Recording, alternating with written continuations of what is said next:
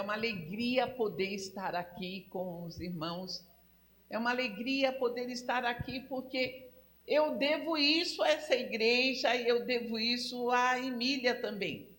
Porque hoje eu estou na casa dela, mas ela esteve na minha casa, lá em Moçambique, num tempo bem difícil.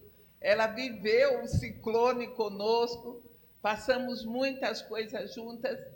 E nesta noite, Deus me dá o privilégio de estar aqui. Como foi dito, meu nome é Noêmia Gabriel Cecito. Eu sou missionária da Junta de Missões Mundiais, da Convenção Batista Brasileira, desde 1984.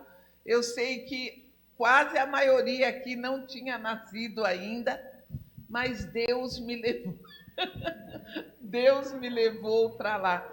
E olha, eu posso dizer que nesses 36 anos, eu não me arrependi nunca de ter ouvido o chamado de Deus. Moçambique é uma antiga colônia portuguesa e quando eu cheguei lá, o país estava em guerra. Houve a guerra pela libertação e depois a guerra política. E o país estava completamente detonado. Todas as infraestruturas destruídas. E eu sempre digo que eu fui para a África, quem já me ouviu vai lembrar disso. Eu fui com o sonho da África do Tarzan. Eu não tinha ideia do que seria realmente a África. Eu estava mais preparada para encontrar um elefante no caminho, uma girafa, do que as pessoas com armas. Eu não estava preparada para isso. Às vezes a gente reclama do Brasil, mas eu quero dizer para você que o Brasil ainda é uma terra abençoada. E se o Brasil não é mais abençoado, é por nossa causa. Porque nós temos uma promessa em Deus. Ele diz que se o meu povo, que se chama pelo meu nome, se o meu povo orar e se humilhar e buscar a minha face, ele vai abrir as janelas do céu. Então, se nós, como cristãos, nos posicionarmos neste tempo, nós vamos ver o quanto somos abençoados por nascer aqui no Brasil. Foram quase 30 anos de guerra. Eu cheguei em 1984, o acordo de paz aconteceu em 1990, e em 1990 foi o ano que eu me casei. Eu me casei lá, ainda em tempo de guerra, me casei, e quando nós fomos para lá para trabalharmos na cidade do Dondo, porque eu estava na cidade da Beira, nós fomos para um lugar onde tudo havia sido nacionalizado. Por quê? Porque, além da guerra, o comunismo imperava no país. Olha, ser comunista de ouvir é uma coisa, mas viver o comunismo é completamente diferente. As nossas igrejas foram levadas, os bancos foram levados, os púlpitos foram levados, a Igreja Católica também foi levada, a nossa igreja foi transformada num lar para professores e o povo foi cultuar, no tempo de Valnice Milhomens, foi cultuar debaixo das árvores. Em 1990, quando nós nos casamos, em outubro, eles devolveram parte do que seria o nosso templo, e é onde nós estamos até agora. Mas o interessante é que o povo foi cultuar debaixo da árvore, mas o povo cultuava e cultua até hoje, com a mesma alegria. Se você ver o povo cultuando debaixo da árvore, sentado no chão, ou se você ver o povo cultuando agora dentro do templo, a alegria é a mesma. Eu tenho 8 filhos. 2 meus e 6 que Deus me deu. Aí começa da idade de 4, 7, aí tem 17, 18. Os meus são os mais velhos. E nós estamos ali nessa certeza também de que Deus coloca pessoas na nossa vida para nós abençoarmos. Então, cuidar dessas meninas, eu só tenho um menino, que é o meu filho. Cuidar dessas meninas também para mim é privilégio. A de 4 anos está aqui comigo, mas foi levada por um casal para passar o dia com a filha deles, por isso que ela não veio. Mas eu quero conversar um pouquinho com os irmãos. Você é capaz de fazer coisas que você nem imagina. Basta você obedecer aquilo que Deus tem para você. Ali em Moçambique nós trabalhamos na área da saúde, na área da educação, na área de evangelismo e missões. No nosso projeto temos mais de 1.200 crianças que diariamente ouvem a palavra de Deus. Quando elas vêm para o nosso ministério, é para ouvir a palavra de Deus. Mas nós vamos da creche até, seria o ensino médio, né, Mar? 12ª, né? Até o ensino médio. E todos os dias, essas crianças têm a oportunidade de ouvir a palavra de Deus. Gente, o povo africano, no geral, e eu vou falar do povo moçambicano, é um povo muito sofrido. Sai de uma coisa e entra outra. Vivemos recentemente, há um ano atrás, o ciclone Idai. Nós não pensávamos que nós sobreviveríamos. Maria estava lá e quando nós acordamos, parte da nossa casa tinha caído ali. E quando chegamos ali no templo, uma das coisas que me tocou é que estava tudo no chão. Aquilo que nós construímos com tanta luta, o ciclone veio e derrubou tudo. E quando nós estávamos ali, contemplando as coisas no chão, apareceram os meninos da minha igreja. E eu perguntei para eles, não aconteceu nada com vocês? E eles disseram assim, aconteceu sim. A casa dele caiu, a minha caiu um pedaço, mas nós saímos na rua para ajudar aqueles que a casa caiu completamente. Eles não tinham nada, mas eles saíram para apoiar as pessoas. Aquilo nos deu força para acreditar que tempos melhores viriam. Muitos ainda estão na rua por causa do ciclone. E estávamos ainda tratando da situação do ciclone, aí o que vem? A seca. O ciclone mexeu na temperatura, mexeu na plantação, e o nosso povo vive da terra. Então, esse ano não teve chuva. Se não tem chuva, não tem arroz suficiente, não tem milho suficiente, porque não é como aqui que você quer arroz, você corre ali no mercado, você compra. Não, eles plantam, pilam e aí vão cozinhar e comer. A mesma coisa acontece com o milho. Então, nós já estávamos vivendo uma situação de fome. E aí, quem aparece? O Covid-19. Mas Deus foi tão misericordioso. Nós somos numa população de quase 35 milhões de pessoas. Confirmadamente, talvez sejam mais, eu acredito que sejam, porque nós não temos os recursos que tem aqui. Nós temos apenas 4.000 pessoas infectadas. Dessas 4.000, 23 perderam a vida e temos 2.400 pessoas em recuperação. E eu louvo a Deus por isso. Eu vejo os olhos de Deus ali. Porque, gente, não tem como ter isolamento em África, em Moçambique. Há uma porta dá para outra porta. E aqui no meio é um caminho. A maior parte das casas são assim. Ainda temos problemas na área de higiene, por causa da água, por causa da falta de energia mesmo. Então, seria assim um extermínio, mas eu vejo a mão de Deus ali, cuidando do nosso povo. Então, trabalhamos na área da educação, na área da saúde, trabalhamos com pessoas vivendo com HIV. Hoje nós temos no nosso grupo 380 pessoas.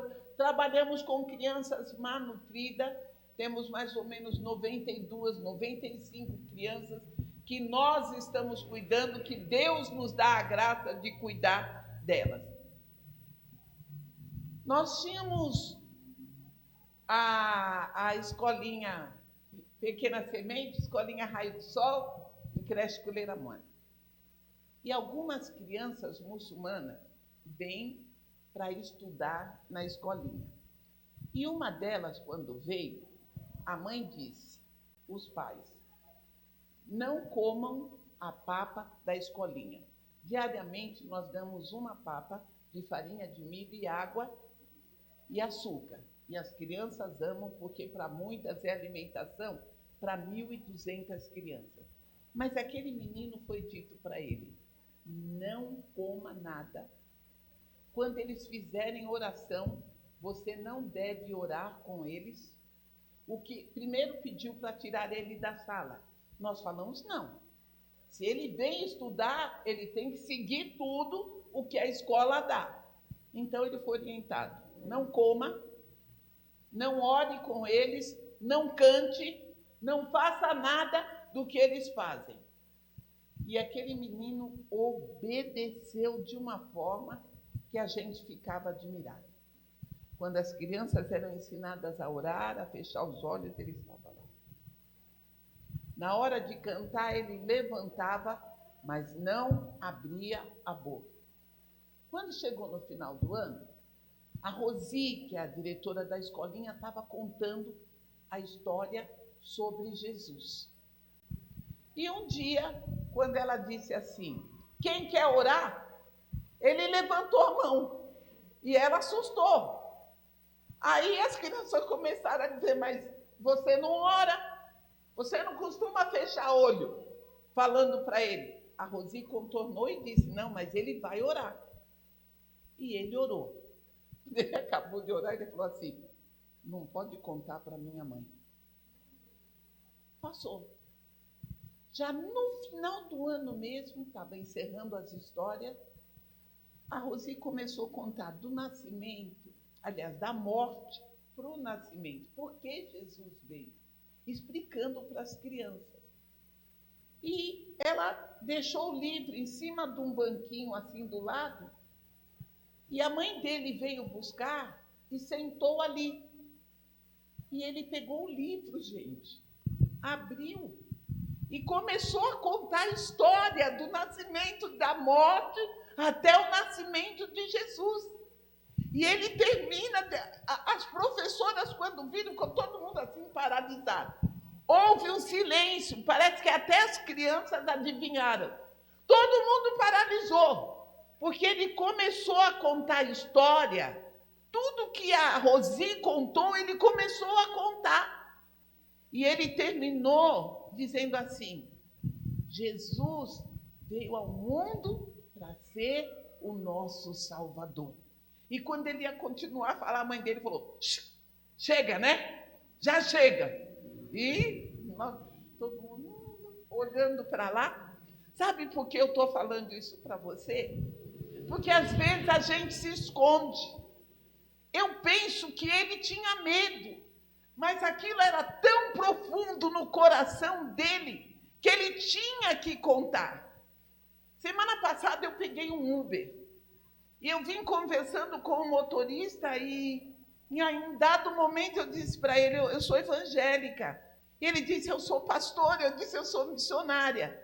E começamos a conversar, e ele me falou do pastor dele, que fez um acidente e atropelou uma criança de 5 anos. E ele tinha diabetes emocional, aquilo afetou tanto a vida dele, porque ele estava indo, a mãe soltou a criança bateu no carro, bateu no chão, então teve fratura no crânio e a criança faleceu. O pastor ficou tão desesperado que caiu todos os pelos dele, todos os pelos, sobrancelha, todo o corpo, cabelo, e ele ficou cego. E ele ficou cego, mas ele não falta na igreja, ele continua pregando o evangelho, ele continua falando de Jesus. Ele teria todo motivo para se esconder, para se anular. E aí, quando eu ia descendo do carro, o motorista parou, falou para mim sobre Jonas. Estávamos conversando sobre a Bíblia, e aí o motorista do Uber orou por mim. E aquilo tocou profundamente meu coração. E eu quero compartilhar com você um pouquinho a respeito do Jonas. E você não precisa abrir sua Bíblia, eu vou ler para você. Jonas 1:5. Todo mundo conhece a história do Jonas. Quem não conhece? Não conhece ou conhece? Todo mundo conhece.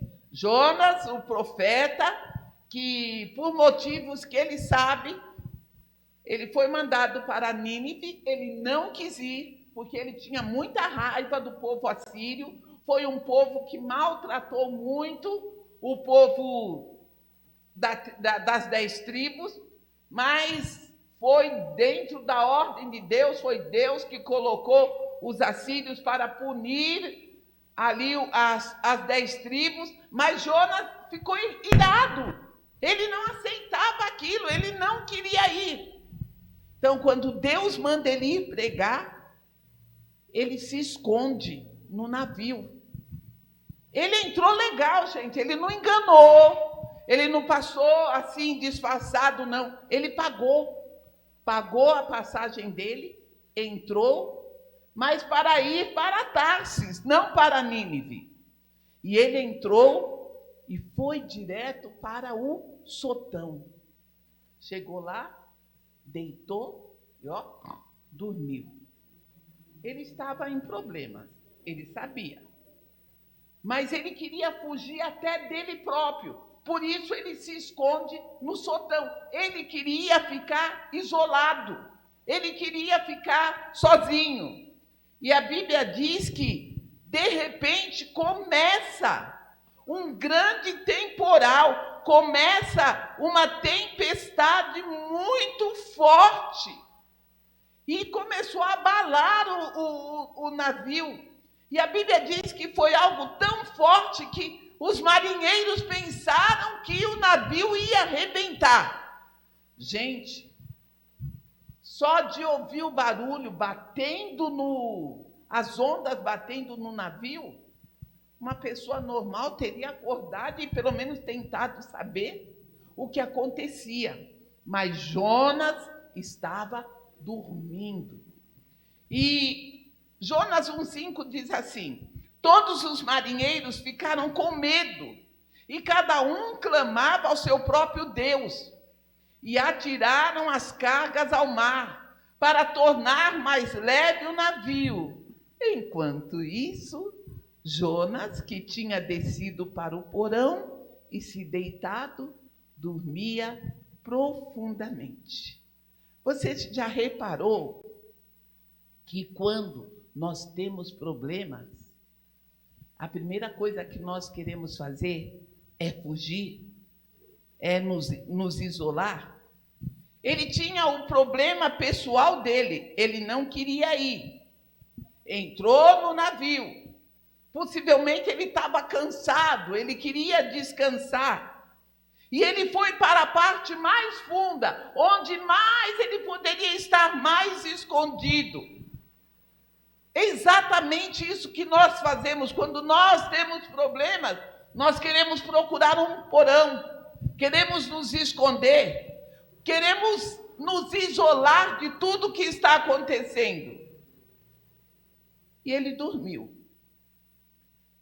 A outra pessoa que também passou por esta situação, ele também entrou no navio. E o navio começou uma grande tempestade. E ele estava lá dentro. E o navio até chegou a se arrebentar mesmo. Foi Paulo. E aí você fala, mas por que está falando de Paulo e de Jonas? Para você entender uma coisa. Os dois pegaram tempestades. E na nossa vida sempre vão acontecer tempestades. Então, qual é a diferença entre Paulo e Jonas? Os dois pegaram tempestade.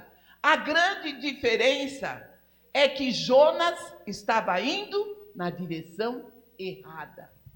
E Paulo estava indo na direção certa, cumprindo a perfeita vontade de Deus. Meus amados, hoje nós vivemos em tempestade. O Covid é uma tempestade. O desemprego é uma tempestade. Os problemas que enfrentamos no nosso lar, com o marido, com a esposa, com os filhos, é uma tempestade. Tudo que estamos vivendo agora, a própria situação política e financeira, é uma tempestade. E alguns de nós estamos como aquele navio já quase para se arrebentar. Sabe? Há pessoas que se lançam nessas tempestades sem Deus, sem a palavra dele. São pessoas orgulhosas, desobedientes e incrédulas. São pessoas que estão vivendo fora da vontade de Deus. Então é muito mais fácil ir para o sotão, ficar ali isolado, ficar ali escondido. E lá fora as pessoas estão morrendo. Lá fora as pessoas estão se perdendo. Lá fora as pessoas estão assustadas. Sabe? Quando o navio começa a flutuar ali, era tudo tranquilo. Eu penso que estava um dia assim maravilhoso. Talvez fosse por isso que o Jonas preferiu estar bem longe, que ele queria ficar à vontade. Mas quando a tempestade começa, é uma tempestade diferente. É uma tempestade que dava sinal. É uma tempestade que mostrava que alguma coisa estava errada. Alguma coisa precisava ser feita. E a primeira coisa que aqueles marinheiros fizeram foi clamar ao seu Deus. Porque nas horas que a gente está na pior, a gente faz exatamente isso. Clamamos a Deus. E eles clamaram e viu que não deu resultado. E aí eles falaram, olha, o navio vai afundar. Vamos tirar as cargas. Começam a jogar os seus bens. A Bíblia não nos diz que cargas eram aquelas, mas a Bíblia diz que eles lançaram no mar as suas cargas. Eles começaram a lançar tudo que tinha lá. Não adiantou nada. E eu imagino o comandante andando de um lado para o outro. Chega lá no sotão, está lá o Jonas. Ele para ali perto dele, a Bíblia diz, ei, como é que você pode estar dormindo numa situação dessa? O barco está para afundar. Clama ao teu Deus, fala com o teu Deus. Quem sabe o seu Deus vai se lembrar de nós. E nós não vamos perecer. Jonas já sabia o porquê da tempestade. E agora já estão todos juntos. Vem o comandante e diz, não tem maneira. Vamos tirar a sorte para saber o que se passa aqui. Aquele momento seria o momento do Jonas se revelar, falar quem ele era. Mas ele ficou calado. Vamos tirar sorte. Eu ouvi um pastor dizer que não foi sorte, foi Deus que dedurou mesmo. Disse, é aquele ali, não sei com que sinal, se era par ou ímpar, 1, 2, 3, não sei com que sinal. Mas eles tiraram a sorte e descobriram que era o Jonas. E aí, para mim, é a parte mais dura desse momento. Eles perguntam para ele: quem é você? De onde você vem? Qual é a sua profissão? E ele diz: eu sou hebreu e temo ao Senhor, o Deus do céu, que fez o mar e a terra seca. Ele era a última pessoa que poderia ser apontada. Mas ele agora se revela como o motivo daquela situação. O que eu quero dizer para vocês, irmãos, é que quando nós estamos no sotão, as pessoas estão indo para o inferno. As consequências dos nossos atos implicam também na nossa família. Se nós nos omitirmos neste tempo, a nossa família vai sofrer. Os nossos amigos vão sofrer. Os nossos familiares vão sofrer. Enquanto nós estamos escondidos no sotão e não usamos a nossa identificação. Queridos, agora é tempo de sairmos do isolamento espiritual. É tempo de sairmos do esconderijo e nos revelarmos como nós realmente somos, chamados, salvos, separados para brilharmos num mundo de trevas.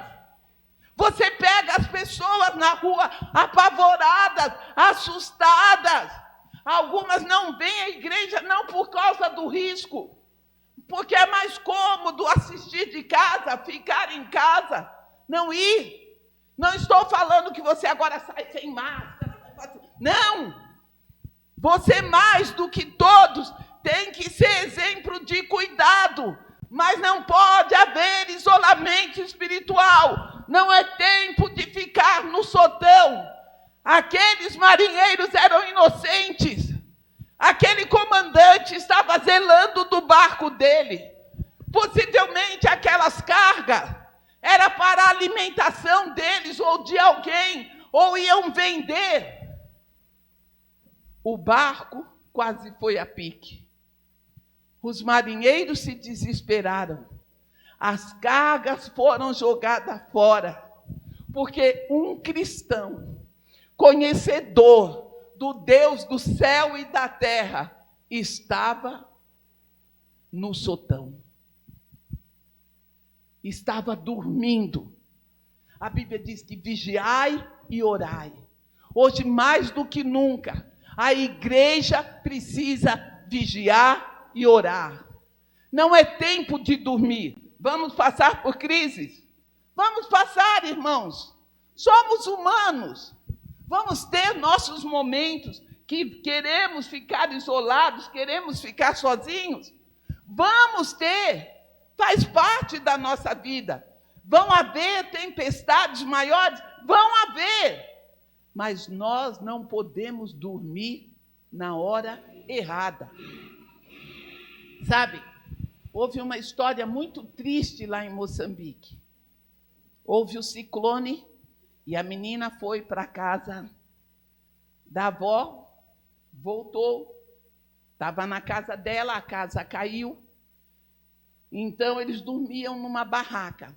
E ela tinha amizade com o menino do lado.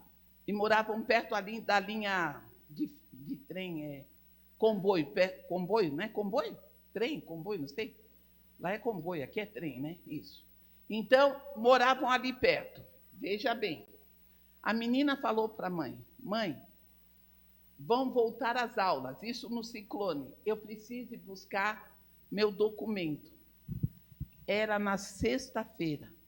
A mãe disse: minha filha, não vai. Ela 12, o amigo 14. Não vai. Não vai porque eu quero ir também ver sua avó.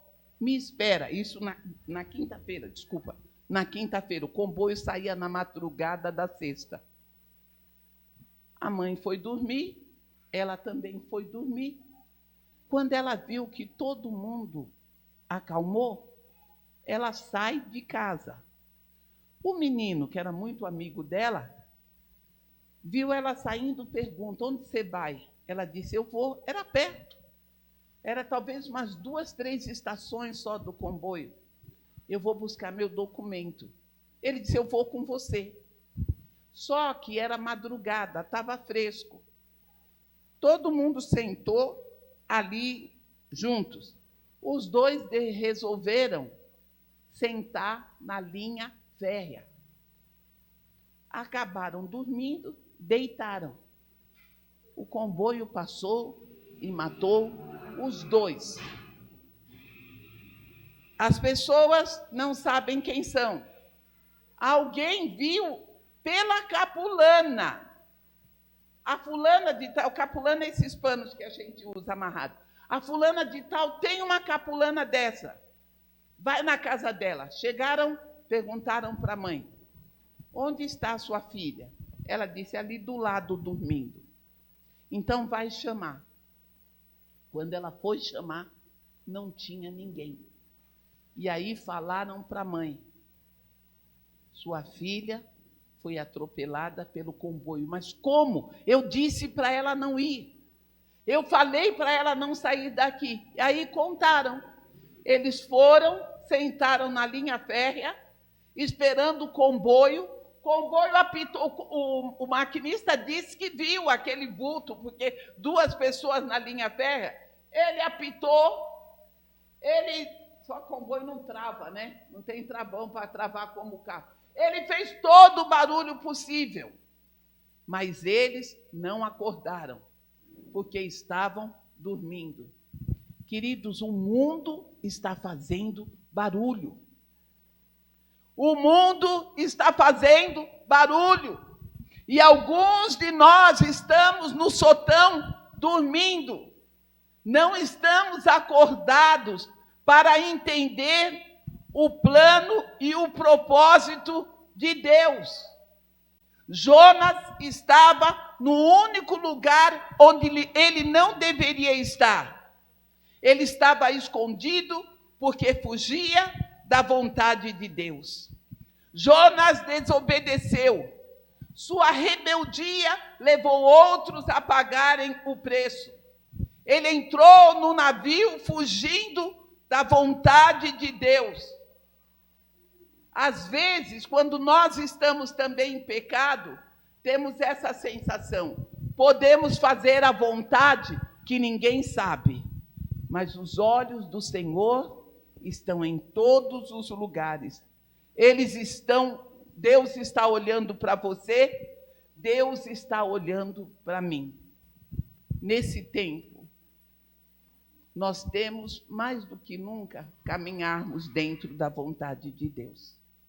Eu fico assustada com o número de pessoas que estão morrendo no Brasil. Pessoas estão morrendo do nosso lado e vão para o inferno, porque nós não saímos do sotão. Nós começamos a agir como todo mundo está agindo. E por causa do nosso erro, as pessoas estão sofrendo. Precisamos tomar consciência de que Deus nos chamou não para nos escondermos. O mundo está desesperado, mas Ele é a nossa esperança. Queridos, nós temos uma certeza. A Bíblia diz em Romanos 14:8, se vivemos para o Senhor, vivemos. E se morremos, pertencemos ao Senhor. Então, quer vivamos, quer morramos, somos do Senhor. Temos esperança e certeza de vida eterna. Então, vamos sair do sotão. O Senhor é convosco, o Senhor é comigo, o Senhor é com você. Você tem uma obra, uma missão para este tempo, brilhar nas trevas. O Senhor disse que a nossa luz deveria resplandecer diante de Deus e dos homens, para que o nome de Deus fosse glorificado. Nós não podemos nos omitir. Não é tempo de se isolar espiritualmente, porque as coisas não estão acontecendo como queremos, mas está acontecendo como Deus quer. E Deus, queridos, é o nosso dono. Ele é o nosso Senhor. É hora da igreja agora. Voltou a funcionar, despertar e avançar. É hora dos cristãos saírem de dentro do sotão, lançar fora o medo, lançar fora o orgulho, a desobediência, sabendo que a intervenção divina vai chegar. Temos que sair do sotão, porque nós vamos responder diante de Deus pelas pessoas que estão indo para o inferno. Você já viu a resposta do Jonas? Eu sou hebreu, adorador do Senhor, o Deus dos céus que fez, o Deus do céu que fez o mar e a terra seca. Agora, se você é isso tudo, o que você está fazendo dentro do sotão? Você está dizendo que é cristão, mas quando todo mundo está com medo, você está com medo também. Ah, vou beber para esclarecer, para ficar mais... Eu bebo também. Vou me prostituir, vou adulterar, vou fazer o que todo mundo faz. Por que você está fazendo isso? Por causa da pandemia. Não justifica. Não justifica. Fomos chamados para fazer a diferença. Deus, aquele Deus do que o Jonas estava falando, era o Deus que podia acalmar o mar. Era o Deus que cuidava das tempestades. Era o Deus que estava ali, mas ele estava caminhando fora da vontade de Deus. O que eu quero perguntar para você nesta noite, como você está vivendo este tempo de pandemia? Como adorador? Como servo fiel? Porque nós temos 1001 desculpas. Não vou na igreja, porque tem Covid. Não contribuo, não sou dizimista, não dou oferta, porque as finanças estão ruins. Não posso falar de Jesus porque eu estou em isolamento social. E aí? Como fica? E se o Covid não passar? E se as coisas começarem a piorar? Temos que sair do sotão. Temos que orar. Temos que gastar tempo em oração, meus queridos. Então ireis e me achareis quando me buscardes de todo o vosso coração. Ou você ora por devoção, ou você vai orar por aflição. De uma forma ou outra, você tem que orar. E Jonas entendeu isso. Quando ele entrou lá na barriga do grande peixe. E de lá ele disse, da minha aflição clamei a Jeová, e ele me respondeu. Do ventre do Sheol gritei, e tu ouviste a minha voz. Deus nos conhece. Conhece a mim e a você.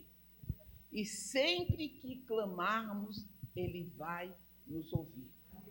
Mas Deus procura agora homens e mulheres que não se escondam, que mostrem ao mundo que vale a pena crer em Jesus como Salvador e como Senhor. Quero terminar contando uma ilustração. Nós temos uma clínica. E as pessoas ali onde nós moramos, elas vão ao médico quando elas já estão morrendo. Primeiro elas vão no curandeiro. Quando chega no curandeiro, ou no feiticeiro, ele vai dizer assim, olha, a pessoa está com anemia, não tem sangue. Quem chupou o teu sangue foi o espírito do teu avô, mas quem mandou foi tua tia. Aí aquela pessoa vai fazer o quê? Receber as drogas do curandeiro e vai fazer feitiço para a tia que enfeitiçou ela. E assim vai. Se uma mulher não dá à luz a filhos, alguém fechou o ventre dela com feitiçaria. Lá não se morre. Se alguém morrer, é porque alguém matou. E eles sempre vão ao curandeiro para saber o que acontece. E quando está morrendo, já não tem mais jeito, aí vem para a clínica. E naquele dia chegou ali uma menina de mais ou menos 16, 17 anos, com um bebezinho, mas ela tinha tantos amuletos pelo corpo que aquilo dava medo. E ela foi fazer a triagem, e aí a Karina, uma missionária nossa do Uruguai, foi conversar com ela. E conversou, viu a história dela, tal. Ela tinha andado a pé 15 quilômetros para chegar na clínica. Ela veio quase se arrastando. Parece que saiu 7 horas, chegou meio-dia já lá na clínica, porque era tarde quando eu cheguei. E aí a Karina ouviu a história dela, tal, e falou do plano de salvação. Falou que Jesus a amava e que Jesus podia levar todo o fardo, porque aquilo que ela estava era pesado demais. E falou do amor de Deus por ela e perguntou: você quer aceitar Jesus como seu Salvador? Quando ela ia responder, foi nessa hora que eu entrei. Quando ela ia fazer, abriu a boca, irmãos, o demônio jogou essa menina do outro lado. E foi uma coisa tão forte, tinha pastor, tinha missionária, que o demônio jogou ela para esse lado, eu estou entrando aqui, todo mundo correu. Foi um negócio assim, sabe, quando a pessoa voa. E ela foi cair ali no meio de umas pedrinhas, ela começou a se debater. E eu, por impulso, eu corri e tentei segurar ela. E quando eu tentava segurar ela, ela se batia demais. Eu tenho problema com os joelhos, eu estava ajoelhada, eu não podia ajoelhar. E eu tentava segurar ela, eu olhava para os irmãos ali e eu clamava pelo nome de Jesus. E eu olhava para os irmãos, em nome de Jesus, e os outros lá. Pastor com a boca aberta, missionária com a boca aberta. E eu lá tentando, uma hora eu gritei para eles: tem algum crente aqui, me ajuda.